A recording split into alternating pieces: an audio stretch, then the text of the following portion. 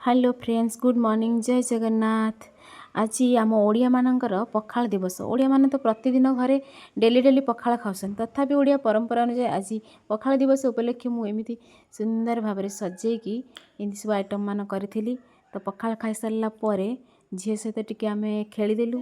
खेली सारिक जेहेतु पुआ अजाहार को जाइथिला तो से आम रेडी हो गलु।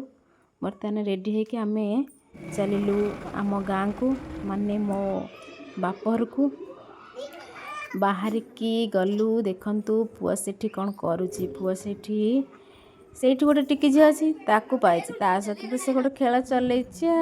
तापरे आमर बहु प्रतीक्षित अपेक्षा करा परे आम पाखक आमर डिनर सेट विथ बावेल सब पड़े आसला। ताको आम टिके ओपन करी खोलीदेलु। तो थैंक यू सर। तापर आम घरे आसिकी पलि आसिलु घर को आसु आसु सांगे सांगे साइकेल धरिकी टिके चलैदेव। तो ये रहीगलु। Bye bye Jagannath.